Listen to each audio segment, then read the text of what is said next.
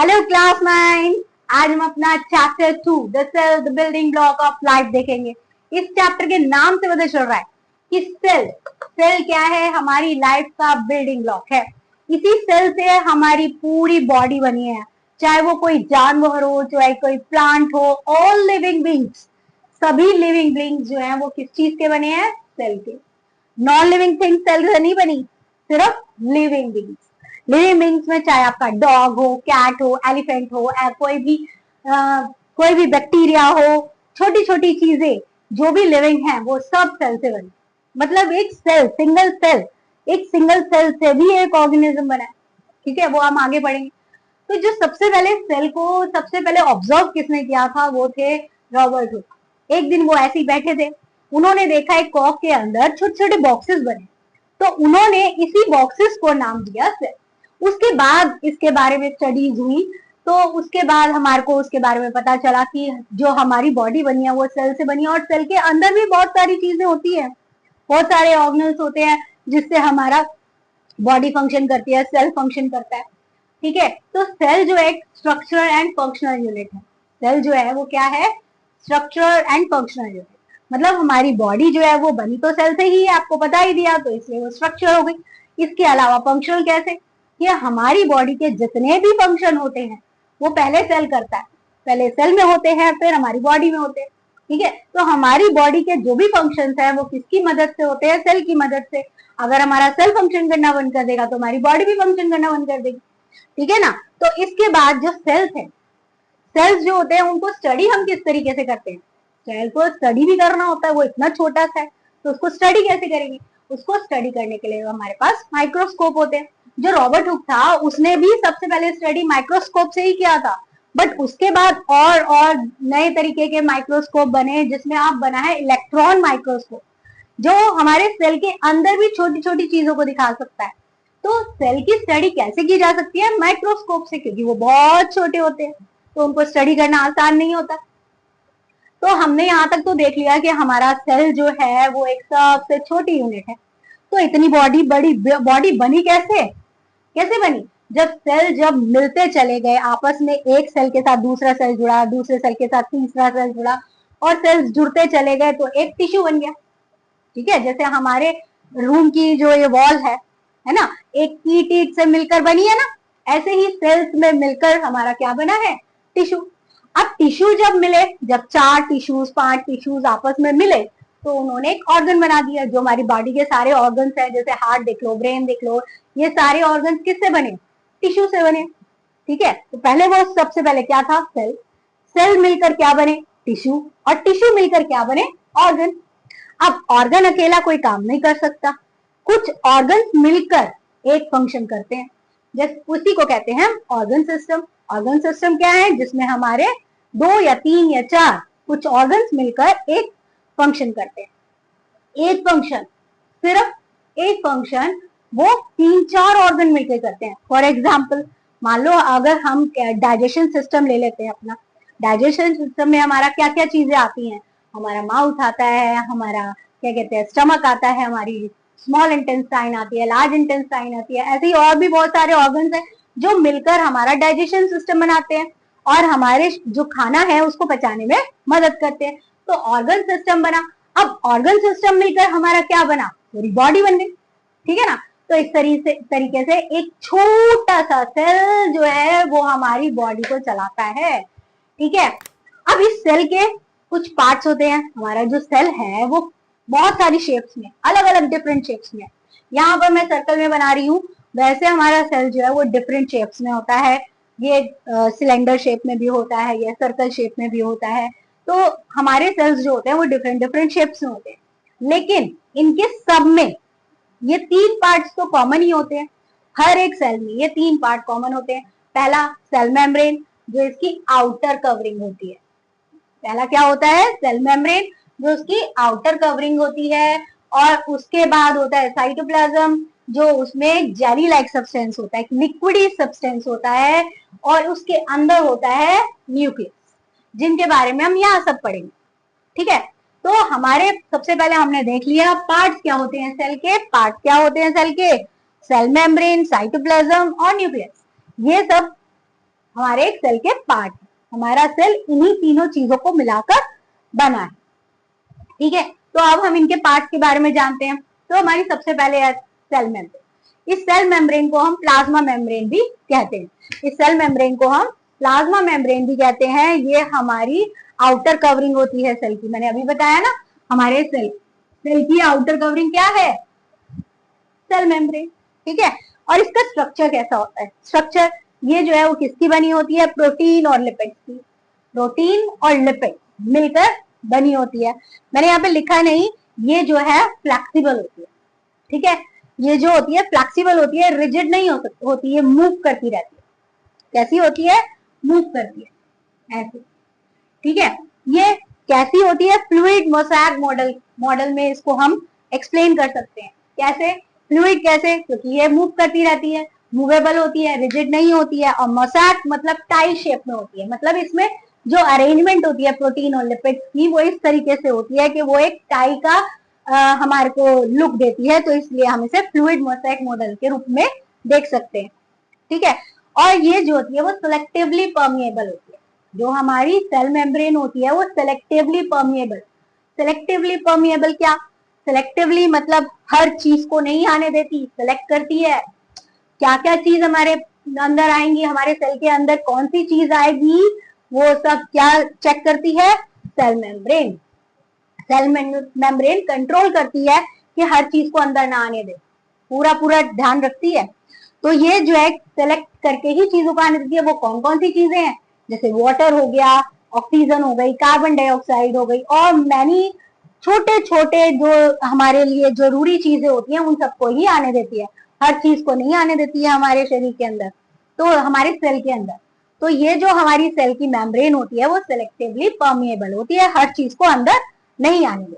अब इसके फंक्शन क्या है? मैंने अभी बताया कि ये क्या करती है, हमारे जो भी मटेरियल्स अंदर आते हैं, चाहे ऑक्सीजन हो, कार्बन डाइऑक्साइड हो, वाटर हो, उन सबको कंट्रोल करती है, उनके मूवमेंट को कंट्रोल करती है कि हर चीज अंदर ना आए, ठीक है। जो हमारे शरीर में केमिकल घुस जाते हैं ना, वैसे तो कंट्रोल करती है, पर वो गलती से घुस जाते हैं, चुपके से घुस जाते हैं, छोटे छोटे होते हैं इसलिए घुस जाते हैं। तो ये कंट्रोल वैसे तो कंट्रोल करती है, पर कुछ छोटे छोटे ऐसे पार्टिकल्स होते हैं जिनको कंट्रोल नहीं कर पाती, ठीक है। तो दूसरा काम है शेप देना। ये हमारे सेल्स को शेप देती है। ये क्या करती है? सेल को एक शेप देती है। और हमारे जो अंदर के उसके कंटेंट्स हैं, अंदर जो उसके ऑर्गेनल्स हैं, अभी हमने तो पढ़ा कि ये 3 पार्ट्स है, लेकिन इसके अंदर भी बहुत सारे इसके ऑर्गेनल्स हैं, उनको ये प्रोटेक्ट करती है cell membrane. Cell membrane cell के ऑर्गेनल्स, सेल के अंदर जो ऑर्गेनल्स हैं उन सबको प्रोटेक्ट करती है, चाहे वो साइटोप्लाज्म न्यूक्लियस ही क्यों ना, उन सबको प्रोटेक्ट करती है हमारी सेल मेम्ब्रेन। तो अब हमारी सेल मेम्ब्रेन तो आपको आई थिंक समझ में आ गई होगी। अब दूसरा पार्ट हमारा सेल का वो क्या है? साइटोप्लाज्म। हमारे सेल का फर्स्ट पार्ट सेल मेम्ब्रेन, उसके अंदर जेली लाइक सब्सटेंस, उसके अंदर जेली लाइक सब्सटेंस ये क्या काम करता है? ये ऑर्गेनल्स को अपने अंदर एम्बेडेड रखता है, मतलब उसके अंदर सारे ऑर्गेनल्स रहते हैं, और सारा जितना भी ट्रांसपोर्ट का काम है वो कौन करता है? साइटोप्लाज्म। साइटोप्लाज्म से न्यूक्लियस के अंदर मटेरियल जाता है, न्यूक्लियस से मटेरियल साइटोप्लाज्म के अंदर आता है, ट्रांसपोर्टेशन होता है। और सेल के अंदर बाहर सामान जो जाता है, मटेरियल जाता है, सामान मतलब ऑक्सीजन, कार्बन डाइऑक्साइड, वाटर, ये सब चीजें, और जो भी हमारे प्रोटीन बने हैं, जो भी हमारा चीजें हमारे शरीर को चलाने के लिए चाहिए, जो भी हमारी चीजें बनती हैं सेल के अंदर, वो सब का ट्रांसपोर्टेशन कौन करता है? साइटोप्लाज्म। एक सेल से दूसरे सेल में पहुंचाने का काम क्या करता है? साइटोप्लाज्म। क्लियर हुआ? आई थिंक सबको क्लियर हो गया होगा, सेल मेम्ब्रेन, साइटोप्लाज्म, ठीक है। तो अब चलते हैं न्यूक्लियस की तरफ। अब न्यूक्लियस जो होती है उसकी जो मेम्ब्रेन होती है, अभी मैंने बताया मेम्ब्रेन क्या है? Outer covering. मेम्ब्रेन क्या है? Outer covering. तो न्यूक्लियस की आउटर कवरिंग जो होती है वो डबल होती है, बाहर से भी और अंदर से भी डबल लेयर होती है उसकी, ठीक है। तो ये जो डबल लेयर है उसको बहुत अच्छी तरह से प्रोटेक्ट करती है, क्योंकि इसके अंदर बहुत सारी हमारी इंफॉर्मेशन होती है। न्यूक्लियस के अंदर हमारे जो सेल है उसकी रिप्रोडक्शन की सारी इंफॉर्मेशन होती है। जो रिप्रोडक्शन होता है उसी को कंट्रोल करता है सेल। किसका? हमारा नहीं, सेल का रिप्रोडक्शन, ठीक है ना। सेल का रिप्रोडक्शन होता है वो कहाँ होता है? न्यूक्लियस के अंदर, मतलब उसकी सारी इंफॉर्मेशन जो होती है वो न्यूक्लियस के अंदर होती है। तो न्यूक्लियस जो होता है उसके अंदर क्रोमोसोम्स होते हैं। अब बच्चे कहेंगे क्रोमोसोम्स क्या होते हैं मैम? क्रोमोसोम्स होते हैं रोड शेप स्ट्रक्चर।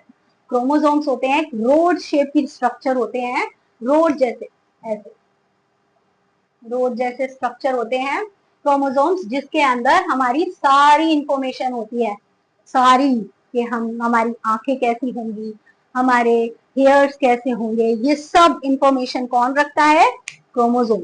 क्रोमोसोम के अंदर सारी इंफॉर्मेशन जो है हमारी कैरेक्टर्स की होती है, वो किस फॉर्म में होती है? डीएनए फॉर्म में होती है। ठीक है, क्रोमोसोम्स के अंदर डीएनए फॉर्म में हमारी सारी इंफॉर्मेशन होती है कि हमारे हेयर्स कैसे होंगे, हमारी आईज कैसे होंगी, हमारा स्किन का कलर कैसा होगा, ये सब इंफॉर्मेशन किसमें होती है? क्रोमोसोम्स में। और किस फॉर्म में होती है? डीएनए फॉर्म में। अब डीएनए फॉर्म में होती है, और डीएनए के अंदर क्या होता है? डीएनए के अंदर हमारी जेनेटिक इंफॉर्मेशन होती है, यही सेम जो मैंने अभी बताया कि हमारे सारे कैरेक्टरिस्टिक, हेयर कैसे होंगे, वो सब चीज हमारी क्या होती है। अब डीएनए की फंक्शनल यूनिट क्या है? डीएनए काम किससे करवाता है? काम किससे करवाता है? जीन से। ठीक है, डीएनए की फंक्शनल यूनिट क्या है? जीन। जीन जो है डीएनए के अंदर होते हैं, मतलब डीएनए किससे बना है? जीन से। हमारे अंदर जो काम हो रहे हैं वो जीन से हो रहे हैं डीएनए के अंदर। और DNA is present a part of chromatin material. और डीएनए जो होता है जब तक सेल डिवाइड नहीं होता तो वो एक क्रोमेटिन मटेरियल के रूप में होता है। डीएनए तब तक क्या होता है? Chromatin material. कब तक? जब तक हमारा सेल डिवाइड नहीं हो रहा होता, मतलब दूसरा सेल नहीं बन रहा होता।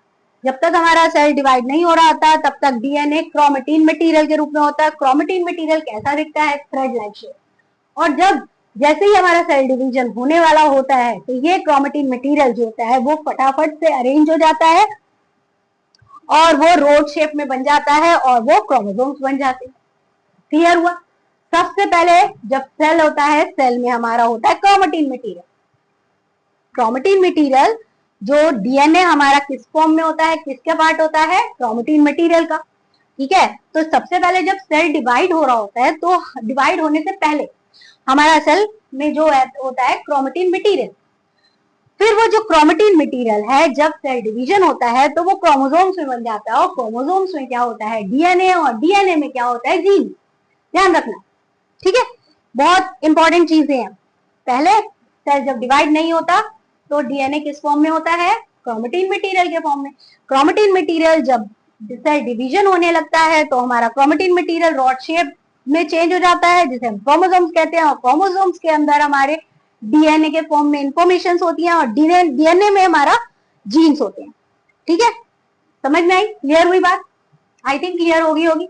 अगर नहीं हुई तो प्लीज कमेंट करना, मैं आगे दोबारा से समझा दूंगी। चलो, अभी तक तो मैंने देखे थे 3 पार्ट्स। आप कहोगे मैम आपने तो 3 पार्ट्स बताए थे, सेल मेम्ब्रेन, साइटोप्लाज्म और न्यूक्लियस। बिल्कुल सही है, ये 3 ही पार्ट्स होते हैं हमारे सेल में, हमारे सेल में। ठीक है ना, हमारे ह्यूमन और एनिमल्स, इनमें ये 3 ही पार्ट होते हैं। लेकिन प्लांट सेल जो होते हैं उनमें एक और पार्ट होता है सेल वॉल। ये सेल वॉल कहाँ होती है? ओनली प्लांट्स में। ठीक है, मैंने लिख ही दिया है, ये सेल वॉल कहाँ होती है? ओनली प्लांट्स में। और ये कैसी होती है? रिजिड। हमारी जो सेल मेम्ब्रेन थी वो कैसी होती है? फ्लेक्सिबल होती है, वो मुड़, मतलब फ्लेक्सिबल है, फिक्स नहीं है। जबकि सेल वॉल जो है वो फिक्स होती है, रिजिड होती है, उसको कोई हिला नहीं सकता। तो ये इसी वजह से हमारी जो लीव्स हैं, फ्लावर्स हैं, वो बिल्कुल अपनी शेप को मेंटेन कर पाती हैं। और ये जो सेल वॉल होती है परमिएबल होती है, हर चीज को अंदर आने देती है।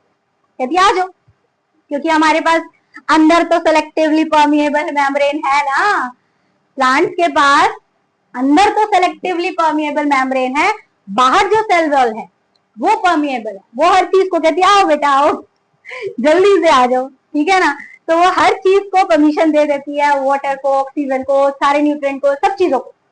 लेकिन अंदर उसके भी क्या होती है? सेल मेम्ब्रेन, जो हर चीज को अंदर नहीं आने देती। ठीक है ना, तो ये तो मेन काम करती है उनको शेप देने का, उनको जो है शेप देने का। मेन काम यही करती है, उनको शेप और फिक्स रखने का काम करती है। ये बनी किस चीज की होती है? सेलुलोज की। जैसे हमारी ये लिपिड और प्रोटीन की बनी होती है ना सेल मेम्ब्रेन, ऐसे ही सेल वॉल जो होती है वो किसकी बनी होती है?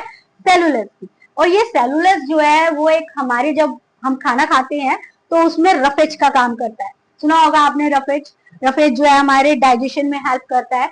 तो प्लांट्स में जो ये जो हमारी ऊपर की वॉल होती है, सेल वॉल, वो क्या करती है? हमारे डाइजेशन में मदद करती है। जब हम खाते हैं तो वो एक रफेज का काम करती है, जिससे हमारा डाइजेशन में मदद होती है।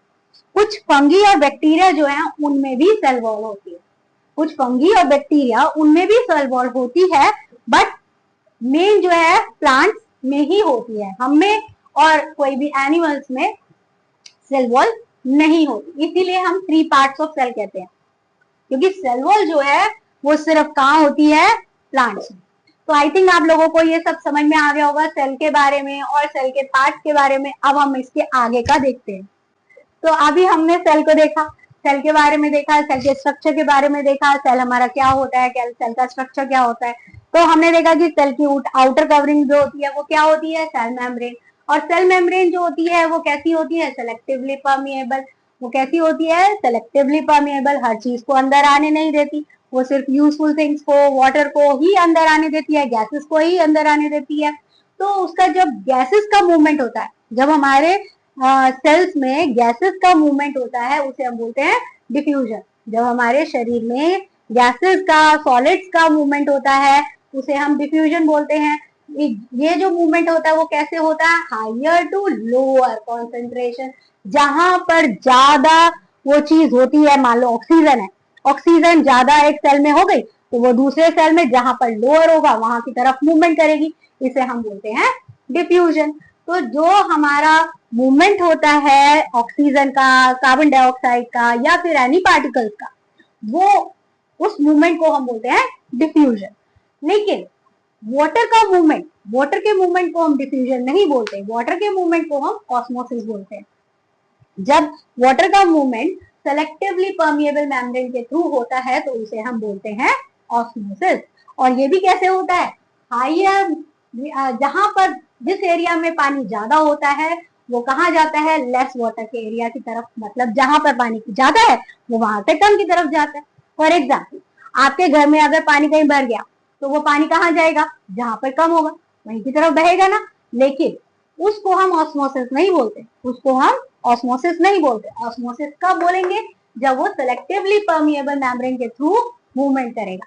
ठीक है, तो ये बात बहुत ध्यान में रखने वाली बात है कि ऑस्मोसिस सेलेक्टिवली परमिएबल मेम्ब्रेन के थ्रू जब मूवमेंट होता है वाटर का, उसे ही कहते हैं, ऐसे नहीं। ठीक है, तो ऑस्मोसिस जो है में वाटर सेलेक्टिव परमिएबल मेम्ब्रेन के थ्रू मूवमेंट करता है। और प्लांट सेल में भी ऑस्मोसिस के थ्रू ही मूवमेंट होता है। क्लियर? ये बात सही होगी समझ में? अच्छा, इसका एक एग्जांपल लेते हैं पोटैटो का। तो एक पोटैटो लो, 2 पोटैटोज ले लो, एक पोटैटो ले लो, उसको 2 पार्ट्स में कट कर लो। एक पोटैटो को डालो जिसमें खाली पानी है, एक पोटैटो को डालो जिसमें सॉल्ट सॉल्यूशन है। जो खाली पानी वाला है वो थोड़ी देर बाद क्या होगा? स्वेल हो जाएगा। और जो दूसरा पोटैटो है वो क्या हो जाएगा? श्रिंक हो जाएगा, जो सॉल्ट सॉल्यूशन वाला था। वो ऐसा क्यों हुआ? क्यों? क्योंकि जो हमारा ज्यादा पानी था, जहां पर ज्यादा पानी था वो सेल के अंदर चला गया। पानी जो है वो कहाँ चला गया? सेल के अंदर चला गया। जबकि यहाँ पर सॉल्ट था, तो सॉल्ट में की तरफ पानी कम था, तो वो पानी जो है सेल से बाहर आ गया। मतलब जो हमारा बाउल है उसमें पानी आ गया और वो पोटैटो जो है वो श्रिंक हो गया। क्लियर हुई बात? तो हमारे इस तरह से ये जो आपको बात क्लियर हो गई। अब ये जो है सॉल्यूशन हमारे 3 तरह के हो सकते हैं, मैंने भी बताया ना। एक तो हमने खाली पानी लिया और एक में सॉल्ट सॉल्यूशन लिया। और ऐसा भी सॉल्यूशन हो सकता है जिसमें दोनों तरफ पानी की क्वांटिटी सेम हो, मतलब दोनों तरफ पानी जो है वो सेम हो। तो ऐसा सॉल्यूशन को बोलते हैं आइसोटोनिक सॉल्यूशन। ऐसा सॉल्यूशन जिसमें हमारा बाहर भी और अंदर भी दोनों तरफ सेम क्वांटिटी हो, सेम क्वांटिटी में वाटर हो, तो ऐसे सॉल्यूशन को हम आइसोटोनिक सॉल्यूशन होते हैं। इसमें भी मूवमेंट तो होगा, थोड़ा अंदर जाएगा, थोड़ा बाहर जाएगा, थोड़ा अंदर जाएगा, थोड़ा बाहर जाएगा, लेकिन नेट मूवमेंट क्या हो जाएगा? 0 हो जाएगा। और no change in shape of cell. तो उसमें जो है हमारे जो सेल है उसकी शेप पे कोई चेंज नहीं आएगा। उसमें क्या होगा? सेल की शेप में कोई चेंज नहीं आएगा। और हाइपोटोनिक सॉल्यूशन ऐसा सॉल्यूशन जिसमें हमारा सॉल्ट लेस है सॉल्ट लेस है, जिसमें हमारा सॉल्ट लेस मतलब जो हमने पहला वाला बीकर लिया था ना, जिसमें हमारा जो पहला वाला बाउल लिया था जिसमें हमारा खाली पानी था, है ना, या फिर अगर थोड़ा सा भी सॉल्ट डाल देंगे तो भी वो वैसा ही रहेगा। उसमें क्या होगा, वाटर जो है वो सेल के अंदर चला जाएगा और सेल स्वेल हो जाएगा। और हमने एक लिया था जिसमें हमने सॉल्ट डाला था ज्यादा, एक सॉल्यूशन लिया था ना जिसमें सॉल्ट डाला था, उसमें क्या हुआ था, जो सेल से पानी बाहर आ गया था, पानी जो है वो बाहर आ गया था सेल से और सेल श्रिंक हो गया था। ये 3 टाइप के सॉल्यूशन हो सकते हैं जिसमें हमारा वाटर का जो है वो मूवमेंट होता है। ठीक है, वाटर का मूवमेंट इन 3 टाइप के सॉल्यूशंस में हो सकता है। तो और आइसोटोनिक में तो हमारे को मूवमेंट 0 दिखेगा, लेकिन होगा, ऐसा नहीं है कि नहीं होगा, लेकिन हमें दिखेगा 0, मतलब उसमें शेप में चेंज नहीं आएगा। हाइपरटोनिक में वो स्वेल हो जाएगा और हाइपरटोनिक में वो श्रिंक हो जाएगा। तो ये तीनों टाइप के सॉल्यूशन आपको दिमाग में रखने हैं, इस पर क्वेश्चन बन सकते हैं, उल्टे सीधे क्वेश्चन बनते हैं।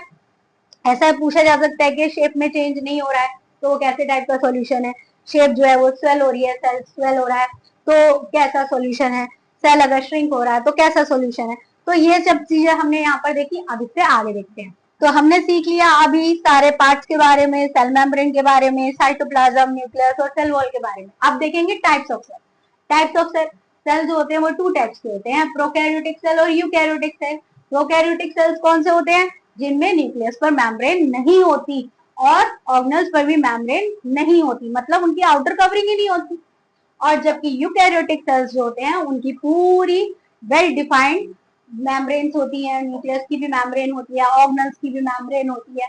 ये जो प्रोकैरियोटिक सेल्स होते हैं इनका सारा काम कहाँ होता है, साइटोप्लाज्म, क्योंकि मेम्ब्रेन तो है नहीं तो सब फैले फैले रहते हैं, तो सारा वर्क कहाँ होता है, साइटोप्लाज्म। और जबकि यहाँ पर जो सारा काम होता है वो ऑर्गेनल्स करते हैं, यूकैरियोटिक सेल्स के ऑर्गेनल्स जो होते हैं वो सारा काम करते हैं। ठीक है, और जो प्रोकैरियोटिक सेल्स होते हैं वो ज्यादातर कैसे होते हैं, यूनिसेलुलर, मतलब एक सेल से बने होते हैं। और जबकि यूकैरियोटिक सेल्स जो होते हैं वो मल्टी सेलुलर होते हैं, मतलब बहुत सारे सेल से मिलकर बने हैं, जैसे हम लोग, प्लांट, एनिमल सेल, ये सब जो है वो यूकैरियोटिक सेल से बने हुए हैं। ठीक है, और जबकि बैक्टीरिया वो यूनिसेलुलर है और वो कैसे सेल से बना है, प्रोकैरियोटिक सेल। अब जो है हम पढ़ेंगे ऑर्गेनल्स ऑफ सेल, सेल के ऑर्गेनल्स के बारे में। सेल के ऑर्गेनल्स क्या होते हैं, सेल के ऑर्गेनल्स होते हैं सेल के अंदर जो भी ऑर्गन्स होते हैं छोटे छोटे, उन्हें हम सेल के ऑर्गेनल्स बोलते हैं। अब ये सेल के ऑर्गेनल्स कौन कौन से होते हैं, पहला है एंडोप्लाज्मिक रेटिकुलम। एंडोप्लाज्मिक रेटिकुलम जो है वो क्या करता है, सेल में ट्रांसपोर्टेशन का काम करता है। एंडोप्लाज्मिक रेटिकुलम सेल की जो भी चीजें होती हैं, सेल की चीजें नहीं, मटेरियल, उनको क्या करता है, ट्रांसपोर्ट करता है। इसके बाद है गोल्जी अपरोटस। अब ये गोल्जी अपरोटस क्या होता है, गोल्जी अपरोटस क्या करता है, ये पैकिंग का काम करता है, जो भी मटेरियल बनता है हमारे सेल में उसको पैक करने का और उसको शिप करने का काम करता है। आप कहोगे ये तो बढ़िया, हमारे क्या कहते हैं पूरे सेल में पूरा फैक्ट्री का काम हो रहा है। बिल्कुल, हमारे एक सेल में एक फैक्ट्री की तरह ही काम होता है। ठीक है, इसके बाद है लाइसोसोम। अब हमारे शरीर में बहुत सारी चीजें बन रही हैं तो कुछ वेस्ट मटेरियल भी प्रोड्यूस होता है और कुछ एक्स्ट्रा चीजें भी खराब हो जाती हैं, तो उस वजह से हमारा जो लाइसोसोम है वो उसको सेल को क्लीन करता है। ठीक, और माइटोकॉन्ड्रिया, माइटोकॉन्ड्रिया क्या करता है, हमारे सेल को एनर्जी प्रोवाइड करता है, इसलिए इसे पावर हाउस भी कहा जाता है। इसके बाद है प्लास्टिड्स। प्लास्टिड्स और वैक्यूल्स, ये जो होते हैं वो प्लांट्स में होते हैं। एनिमल्स में वैक्यूल्स होते हैं बट थोड़े होते हैं, बहुत छोटे भी होते हैं, जबकि जो प्लांट्स होते हैं उसमें वैक्यूल्स बहुत बड़े बड़े होते हैं। इनका काम क्या होता है, प्लास्टिड्स का काम होता है प्लांट में फूड को सिंथेसिस करना, मतलब बनाना और उसको स्टोर करना। ठीक है, और वैक्यूल्स भी स्टोर और सपोर्ट का काम करते हैं। इनके बारे में डिटेल में हम आगे पढ़ेंगे। ठीक है, हर एक ऑर्गेनल के बारे में आपको मैं डिटेल में आगे बताती हूँ। इसके बाद जो है ये पूछा गया है, why do eukaryotic cell need these organelles. ये जो यूकैरियोटिक सेल्स है इनको इन ऑर्गेनल्स की जरूरत क्यों है, कोई भी हमारा सेल है तो ये ऑर्गेनल्स की जरूरत क्यों है, साफ सी बात है, ऑर्गेनल्स होंगे तभी तो वो काम कर पाएगा सेल। तो सेल जो है इन ऑर्गेनल्स की हेल्प से हमारे न्यू मटेरियल्स को बिल्ड करता है, वेस्ट को रिमूव करता है और हमें एनर्जी देता है। अभी मैंने बताया ना इन सेल ऑर्गेनल्स के जो जो वर्क है वो सारे काम करेंगे तभी तो सेल चलेगा, सेल बिना चल ही नहीं पाएगा। ठीक है ना, तो यहाँ पर ये क्वेश्चन आपका एक बनता है। इसके बाद है न्यूक्लियोइड। जिसके बारे में आपको मैंने पहले नहीं बताया था। न्यूक्लियोइड क्या होता है, प्रोकैरियोटिक सेल बताए थे आपको मैंने, यूकैरियोटिक और प्रोकैरियोटिक सेल। तो प्रोकैरियोटिक सेल जो होते हैं उनको, उनका हमने देखा था कि उनमें न्यूक्लियस नहीं होता, वेल डिफाइंड न्यूक्लियस नहीं होता, मतलब उसकी मेम्ब्रेन नहीं होती है। तो देयरफॉर जहां पर एरिया हमारा डीएनए होता है, जहां पर वो एरिया जहां पर हमारा डीएनए होता है उसे हम क्या बोलते हैं, न्यूक्लियस। ठीक है, तो जहां सेल मेम्ब्रेन नहीं है न्यूक्लियस पर, उस एरिया में अगर डीएनए है तो उस एरिया को हम क्या बोलते हैं, न्यूक्लियस। समझ में आई, क्लियर हुआ? आई थिंक समझ में आ गया होगा। अब हम हर ऑर्गेनल के बारे में डिटेल में समझेंगे। अब हम पढ़ते हैं अपने फर्स्ट ऑर्गेनल एंडोप्लाज्मिक रेटिकुलम के बारे में। एंडोप्लाज्मिक रेटिकुलम जो होता है वो एक नेटवर्क की तरह फैला होता है इन साइटोप्लाज्म। साइटोप्लाज्म में एक नेटवर्क की तरह फैला होता है। क्यों? क्योंकि इसका काम होता है ट्रांसपोर्टेशन का। अब ट्रांसपोर्टेशन का काम है तो फैले तो रहना जरूरी है ना। तो ये जो है, इसके अलावा क्या करता है, प्रोटीन को सिंथेसाइज भी करता है, प्रोटीन को बनाता भी है, फैट को भी बनाता है, हार्मोन को भी बनाता है किसी स्पेशलाइज्ड सेल्स में। और ये अटैच होता है आउटर मेम्ब्रेन ऑफ न्यूक्लियस। ये न्यूक्लियस की आउटर मेम्ब्रेन से अटैच होता है। क्यों? क्योंकि इसको ट्रांसपोर्टेशन का काम करना होता है, तो न्यूक्लियस में ही सारा मटेरियल बनता है और वहां से ये लेता है और फिर ट्रांसपोर्ट करता है। इसके अलावा ये बनाता भी है, मैंने आपको बताया। अब ये तो आपको समझ में आ गया। इसके अलावा जो ये टू टाइप्स का होता है, एंडोप्लाज्मिक रेटिकुलम टू टाइप्स का होता है, एक रफ और एक स्मूथ।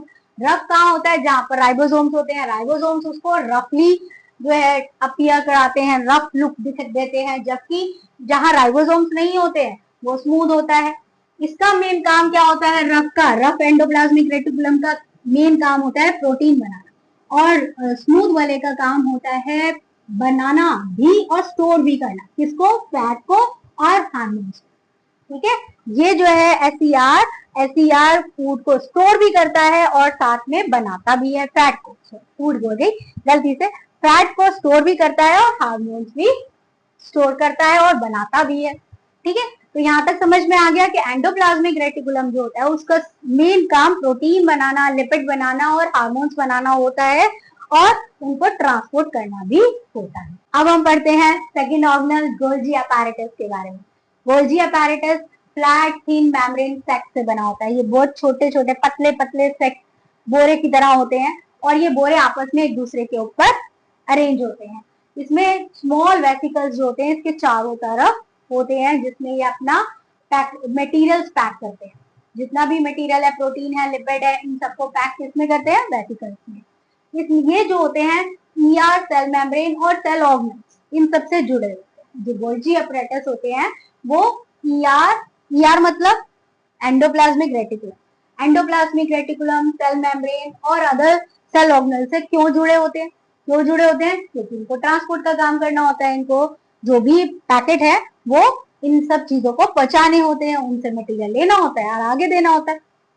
तो इसलिए ये इन तीनों चीजों से भी कनेक्टेड होते हैं।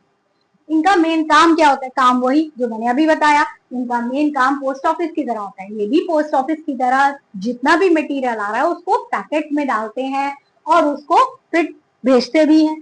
ठीक है, तो इनका मेन काम होता है डिस्पैच करना। ठीक, जो भी चीजें आती हैं, प्रोटीन है, लिपिड है, उनको वो सोर्ट करते हैं, अलग करते हैं और उनको एक वेसिकल्स में पैकेज करते हैं और उनको ट्रांसफर भी करते हैं। इसके अलावा इनका मेन काम है लाइसोसोम को फॉर्म करना, मतलब लाइसोसोम बनाना।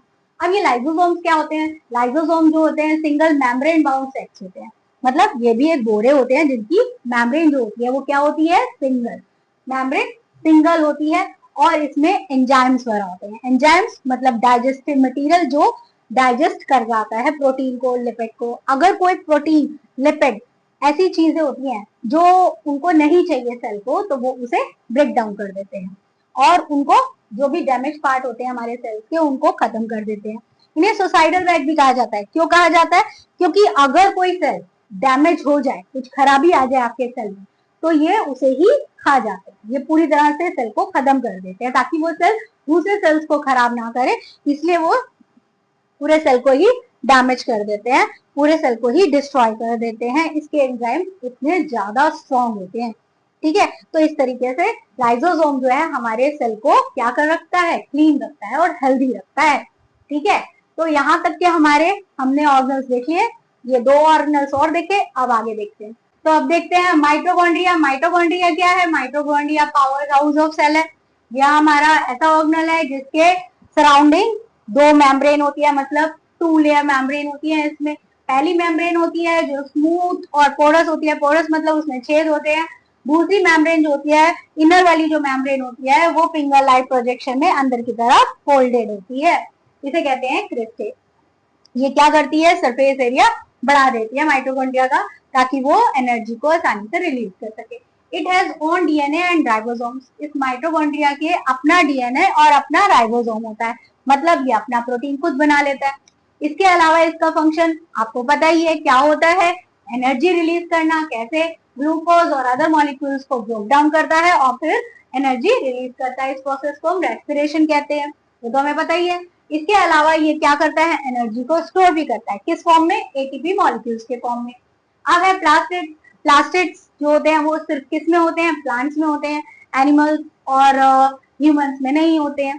प्लास्टिड्स जो होते हैं वो 3 टाइप्स के हैं, क्लोरोप्लास्ट, क्रोमोप्लास्ट और ल्यूकोप्लास्ट। क्लोरोप्लास्ट डबल मेम्ब्रेन, सारे हमारे प्लास्टिड जो होते हैं वो डबल मेम्ब्रेन होते हैं।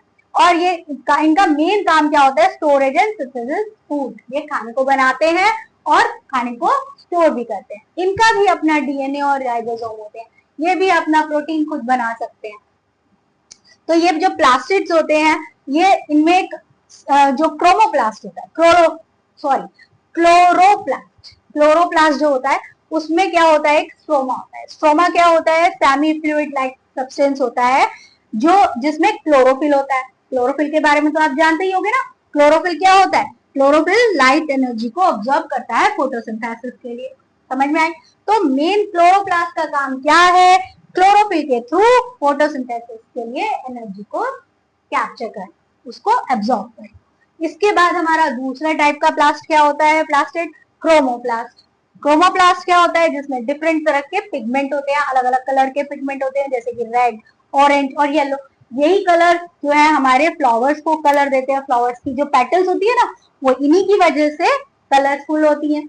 और ये जो कलर्स हैं, ये जो कलर्स होते हैं फ्लावर्स के कलर्स, वो क्या करते हैं? वो अट्रैक्ट करते हैं किसी भी बीज को या फिर किसी भी इंसेक्ट को वहां पर आने के लिए, ताकि वो पॉलिनेशन कर सके, उनके सीड्स को यहाँ से वहां पहुंचा सके। ठीक है? तो फ्रूट ईटिंग एनिमल्स भी जो है वो इसीलिए वहां की तरफ अट्रैक्ट होते हैं जहां पर उनको कलर दिखाई देते हैं, अच्छे अच्छे कलर दिखाई देते हैं ना, तो वो उस फ्रूट को खाने जाते हैं, जिससे और वो सीड डिस्पर्सल में मदद करते हैं। ठीक है? इसके बाद है ल्यूकोप्लास्ट। ल्यूकोप्लास्ट जो होता है उसमें कोई पिगमेंट नहीं होता, कोई भी कलर नहीं होता, इसलिए वो कलरलेस दिखाई देते हैं। वो कैसे दिखाई देते हैं? कलरलेस। और ल्यूकोप्लास्ट जो होते हैं वो क्या करते हैं? फूड को और स्टार्च, ऑयल्स और प्रोटीन को स्टोर करते हैं। ठीक है? तो यहाँ तक आपको समझ में आ गया। अब देखते हैं वैक्यूल्स। अब देखते हैं अपना लास्ट ऑर्गेनल, वैक्यूल। वैक्यूल जो होता है वो बहुत गोल गोल शेप में होता है, बहुत बड़ा होता है, प्लांट्स में बहुत बड़ा होता है, एक ही होता है। इसके अंदर वाटर, मिनरल, शुगर और वेस्ट मटेरियल स्टोर होते हैं। इसकी जो स्ट्रक्चर होता है, ये इसकी जो मेम्ब्रेन होती है वो कैसी होती है? सेलेक्टिवली परमिएबल मेम्ब्रेन होती है और इसमें एक वाटरी फ्लूइड होता है जिसे कहते हैं सेल।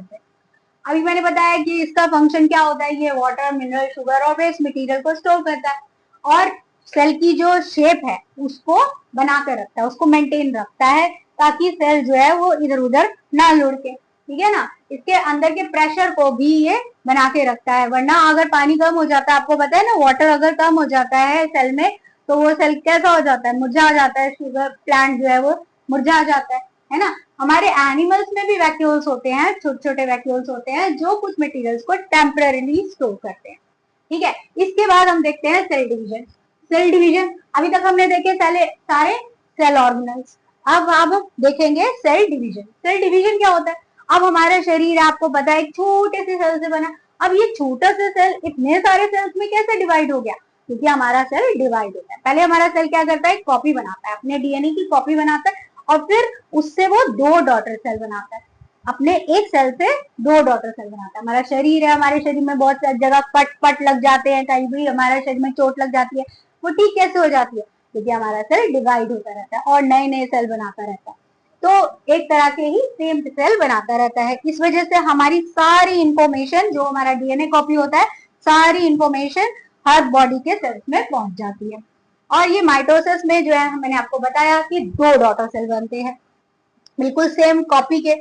अब दूसरा हमारा मेथड होता है मायोसिस। अब ये मायोसिस कहाँ होता है? ये सेल डिवीजन होता है ओनली रिप्रोडक्टिव ऑर्गन्स में, जहां पर हमारे एग्स बनते हैं, हमारे गैमेट्स बनते हैं।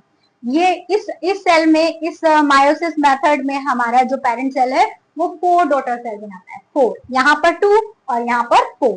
वो 4 इसलिए बनाता है ताकि जो है हाफ ऑफ नंबर क्रोमोसोम्स उस सेल में डाल देता है। जो न्यू डॉटर सेल बनता है उसमें हाफ ऑफ क्रोमोसोम्स डाल देता है। ऐसा क्यों करता है? क्योंकि मेल और फीमेल जब मेट होते हैं और फर्टिलाइजेशन होता है तो क्रोमोसोम सिंपल नॉर्मल हो जाते हैं। जो पहले हमारे क्रोमोसोम्स हाफ हुए थे, जब वो मेट होते हैं, फर्टिलाइजेशन होता है एग का, तो वो क्या हो जाते हैं? नॉर्मल हो जाते हैं। 46 क्रोमोसोम्स होते हैं हमारी बॉडी में। जब वो नए क्रोमोसोम्स बनते हैं तो कितने कितने बनते हैं? 23 और 23। और जब वो मेट होते हैं, फर्टिलाइजेशन होता है, तो वो नॉर्मल 46 हो जाते हैं, इसीलिए हाफ बनते हैं। अगर वो डबल डबल रहते तो क्या होता? वो 46 के डबल होते चले जाते और डबल होते चले जाते और डबल होते जाते, तो वो प्रॉब्लम आ जाती। इसलिए भगवान ने देखो कितना इंटेलिजेंस लगाया है। ठीक है, ऐसे ही ह्यूमन और एनिमल मैंने दोनों ही बताया, दोनों में ही ये कहाँ बनता है? Reproductive organs. और रिप्रोडक्टिव ऑर्गन्स क्या है? टेस्टिस। टेस्टिस में हमारे स्पर्म प्रोड्यूस होते हैं, ओवेरीज में हमारे एग्स प्रोड्यूस होते हैं। ऐसे ही प्लांट्स में एंथर में पोलन ग्रेन्स बनते हैं और ओवेरी में एग सेल्स बनते हैं। समझ में आया? इस तरीके से हमारे पूरे सेल का डिवीजन होता है। अभी तक हमने देखा सेल ऑर्गेनल्स के बारे में, सेल डिवीजन के बारे में। अब हम देखते हैं सेल थ्योरी। सेल थ्योरी क्या है? सेल थ्योरी को मैं आपको पहले ही बता चुकी हूँ सेल के बारे में कि सेल जो है एक छोटे से सेल से बनता है, एक ही सेल से और सेल बनते हैं, और ये हमारी स्ट्रक्चर और फंक्शनल यूनिट है, और एक ही सेल से आगे के सारे सेल बनते हैं। तो ये थ्योरी जो है इन 3 साइंटिस्ट मिथियस शेल्डन और थियोडर शेटवॉन और रुडोल्फ वर्चॉव, इन्होंने तीनों ने मिलकर दी थी।